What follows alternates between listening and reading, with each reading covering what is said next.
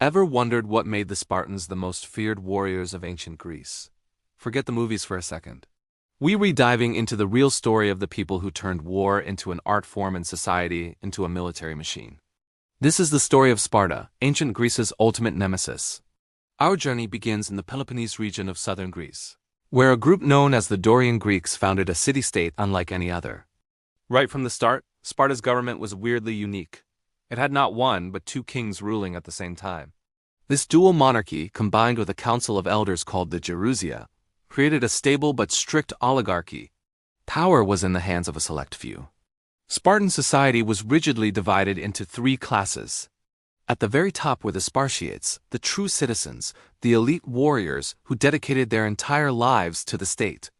Below them were the Perioiko, free non-citizens who handled trade and craftsmanship, things the Spartiates considered beneath them.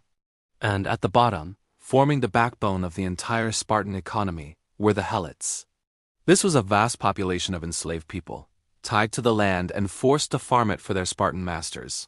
The constant threat of a Helot uprising shaped every aspect of Spartan life. This brings us to the infamous agoge, the brutal training program that forged Spartan boys into warriors. At the tender age of 7, boys were taken from their families and thrust into a world of harsh discipline and military drills. They were deliberately underfed to encourage them to steal food, teaching them cunning and survival skills. If they were caught, they were punished not for stealing, but for being clumsy enough to get caught. The agoge wasn't just about physical toughness.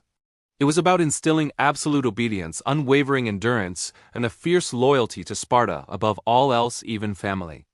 Now, you might think women were an afterthought in this hypermasculine world, but you'd be wrong.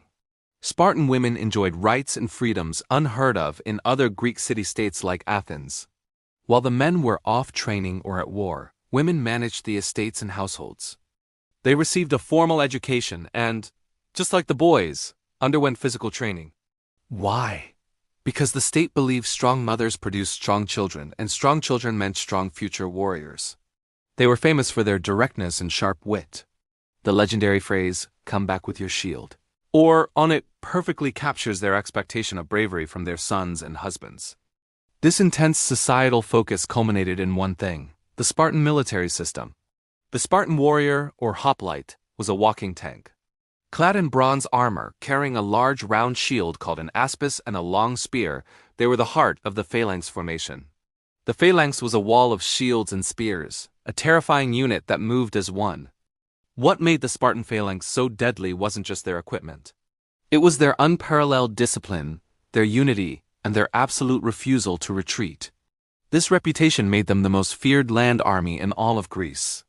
For centuries, no one dared to face them in a pitched battle. Their most legendary moment came not against a Greek rival, but against a colossal foreign empire.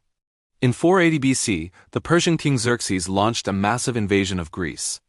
At a narrow coastal pass called Thermopylae, a small Greek force led by the Spartan king Leonidas and his 300 personal bodyguards stood in their way. Joined by a few thousand allies, they held off the enormous Persian army for 3 days. While it was ultimately a defeat after they were betrayed and outflanked, the stand at Thermopylae became an immortal symbol of courage, sacrifice, and defiance against overwhelming odds.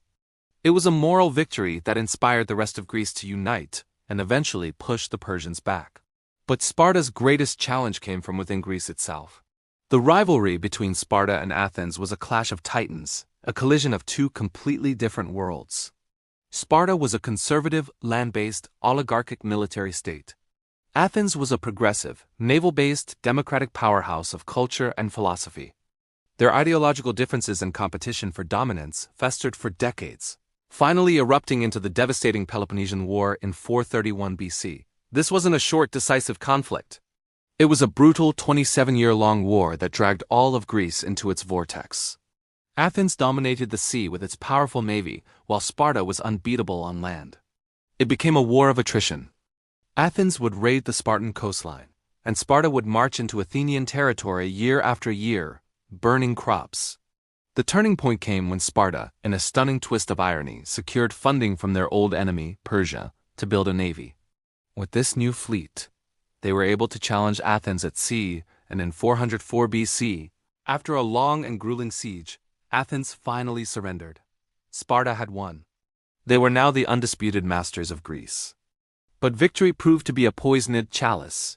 Sparta's rigid, militaristic system, so effective at winning wars, was completely unsuited for governing an empire. Their heavy-handed rule quickly alienated their new subjects and former allies. The Spartans were warriors, not diplomats or administrators. Their population of elite Spartiates had been dwindling for years due to constant warfare, and they couldn't adapt to a changing world. The end of Spartan supremacy came swiftly and shockingly.